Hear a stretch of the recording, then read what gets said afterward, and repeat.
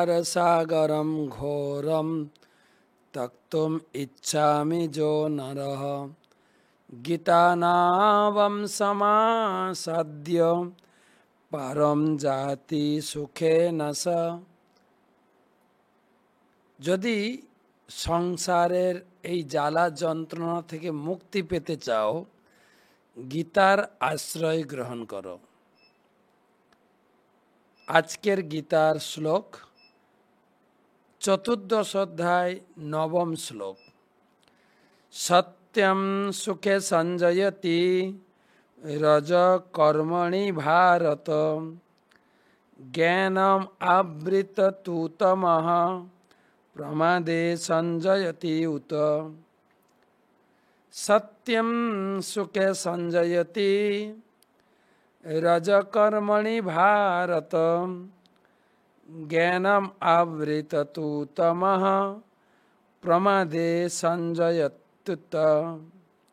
অনুবাদ: হে ভারত, এটি বলা হয় যে সত্যগুণ জীবকে সুখে আবদ্ধ করে, রজগুণ জীবকে সকাম কর্মে আবদ্ধ করে, তমগুণ প্রমাদে আবদ্ধ করে।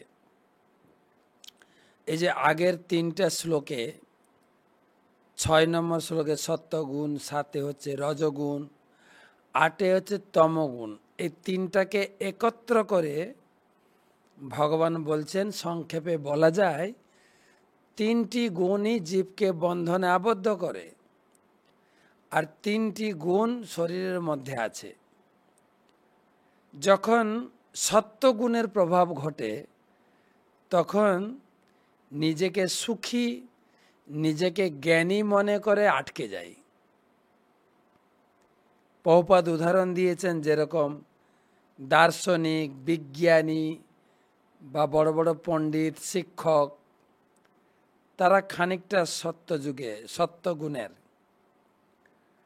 রজগুণ, বিভিন্ন লোক দান ধ্যান করে, হসপিটাল খুলে, দাতব্য চিকিৎসালয় বা দাতব্য প্রতিষ্ঠান খুলছে, যখন তার রজগুণের প্রভাব চলে। আর তমগুণটা একদম খারাপ, কেবল প্রমাদ। তমগুণে জীবের কোনো মতেই মঙ্গল হয় না।